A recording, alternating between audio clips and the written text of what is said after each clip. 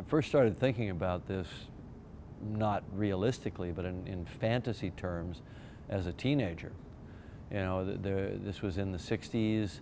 There was so much exploration being done. There was, you know, we were going to the moon, we were building rockets, we were exploring the oceans, we had underwater habitats. When I say we, it's a human race, but obviously the US and France were leading in deep ocean exploration at that point.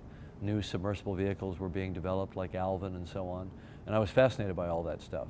I certainly remembered, you know, historically that the deepest place in the oceans, the Challenger Deep, had been visited once in 1960 as part of a Navy project. So I knew it had been done. I fantasized about what's it like down there. I knew they didn't see anything when they went down because they landed in a big cloud of silt. They only hung around for a few minutes and they went back up before it cleared. So if you could really go down there, really look around and explore, what would that be like? Now, when I first started working on the project, the criteria was, you know, let's build a submersible less than 10 tons. Straight away, that limited us to a one-person sphere submersible. What we were trying to do is, you know, minimise the weight of a whole vehicle. So the smaller vehicle, the less foam we needed to float it, and yeah, we were looking at, well, we haven't got lots of room inside the sphere to place electronics. So then came another decision to place all the electronics outside the sub, including the batteries and a lot of the control systems, you know, for the thrusters, the manipulator, etc. I think of the Deep Sea Challenger as both a tribute to the legacy of engineering that's been sound and solid for 30 years or more of deep ocean exploration, and some fairly radical new ideas. The pressure sphere itself, the design of the hatch and the design of the acrylic viewport are all based in proven designs. We had to do our own detailed execution of it, and it took a lot of work, the finite element analysis and so on. But it's a very recognizable set of design principles. Where we were radical was in the form factor, the way that we set up the thrusters, the way we did the lighting with a big vertical array of LEDs, the way that we did the camera systems. And we had to create new things for that. We had to create a new form of syntactic foam which hadn't existed before, that was capable of withstanding that crush pressure. We needed a hydrostatic crush pressure of somewhere around 22,000 psi, and nothing existed. Syntactic foam is pretty much a mixture of hollow glass microspheres in an epoxy resin. You know, once we had the sphere built and tested, you know, we thought it would be a simple process of just buying the syntactic foam. You know, so I went to all the world manufacturers that I knew of. First few samples that came in, the foam you know, really was just borderline on pressure. We had other foams in that were okay with pressure, but we found that the density varied throughout the sample. That being the case, we couldn't use the foam structurally, because if you apply pressure to it, it's going to bend or crack or distort. So we couldn't machine complex shapes. We couldn't build the structural beam that Jim wanted. Instead of waiting for manufacturers to come to us with new developments, I just went to the local shop and bought a kitchen whiz, and yeah, I started making our own foam. Ron is a bona fide genius, and everybody that works with him knows that to be true. He will figure out solutions that are so off the wall when you first hear them, and then slowly reveal their brilliance and their elegance as you get into it. That, you know, I always said if I had to go to Mars and I could only take one person with me, I'd want to take Ron, because he'd just rebuild the spaceship in flight, you know. And so you have someone who's a very, very good thinker across all fields of engineering: electronics design, power management, structural engineering, high pressure physics, essentially. So if there's ever anybody qualified to design a sub like this, it's Ron. I'm actually a broadcast technician, and during my first years at the ABC, I was a pretty avid caver, diver, and eventually led to cave diving. I think I learned a lot of my mechanical skills from my father, who was actually a pressure vessel engineer. I never followed in his footsteps when I left school because I knew nothing about electronics. It was a new field and I wanted to learn about it.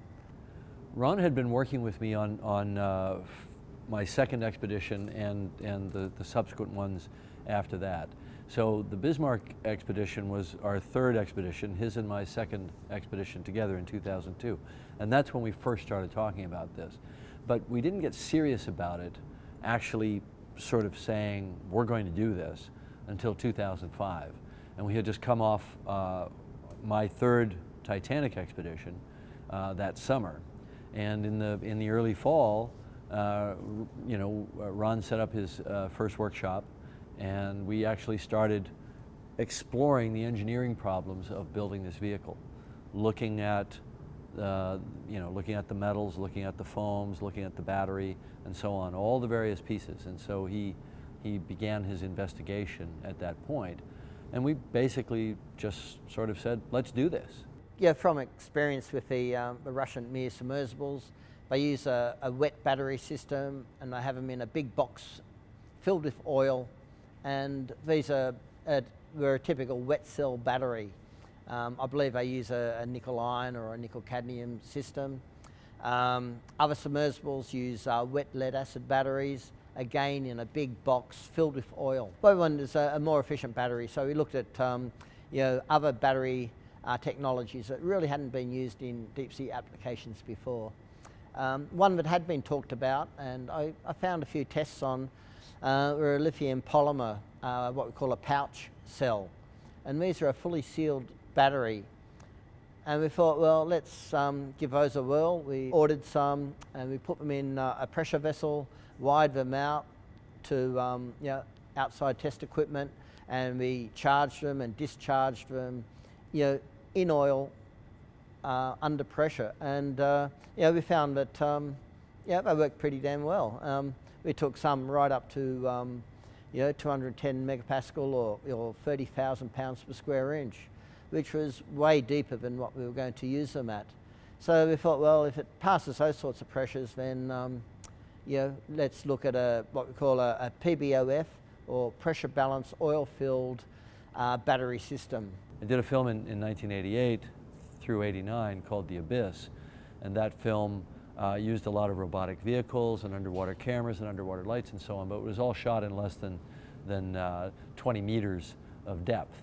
So pressure and depth were not our concerns. LEDs are a solid state device, and they do work well at pressure.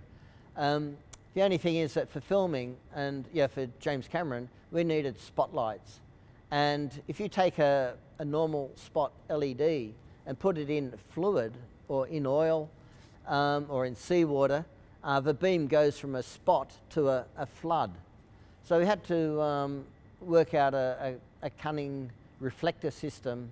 What we needed was pin sources of light so we could keep reflectors small to keep our lights small. So we did a little bit of research and development to come up with a nice little 60-watt array that was a really efficient spotlight. In the early days of thinking about the vehicle, we looked at the problem with fresh eyes. We were very well versed in the other submersible systems out there. We were diving with the Russian Mir subs. We knew that they basically sort of were designed to drop down to the bottom like this and then drive forward like that. And that made sense down to a certain depth. But they also traveled vertically very slowly at somewhere around 30 meters per minute. And we knew that if we did that, if our vehicle worked that way, it would take us 6, 7, 8 hours to reach the bottom, and it would take the same amount of time to get back. And we were designing a vehicle for one person, so it was going to be very space constrained, a very small pressure sphere. So can you really stand being cramped in a sphere for that long? It seemed to us that it was a non-starter. You'd get to the bottom and you'd have no time to explore, and we'd be right back, with what happened in 1960, where they dropped to the bottom, did not explore around horizontally, and came right back up. So we thought, we've got to speed up through that 11-kilometer water column. And so we started thinking, well, maybe the form factor needs to be rethought. Maybe instead of it being this way and hydrodynamically streamlined to fly forward across the bottom, maybe we need to be streamlined on the other axis. And this actually made a lot of sense, because in all the research dives that I had done to that date, and there were many, we never really went very far across the bottom, a mile at most, because you're looking for interesting things and you're stopping and taking samples and taking pictures. You're not trying to, haul butt across the seafloor and race past everything of interest. That's not exploration. So you don't really need to go very far or very fast horizontally, but we needed to go far and fast vertically. So we wound up with this concept of a kind of vertical torpedo. Then the question was, do we try to reorient it when we get to the bottom and drive it that way and then reorient it again? That was too complex. So the idea that we settled on was, we're going to drop down vertically, we're going to drive around like a seahorse at the bottom, which is a kind of fish that sits vertically and flies vertically, and we're going to come right back up the same way. And that's how we saved so much weight, so much mass, and got to the bottom so quickly.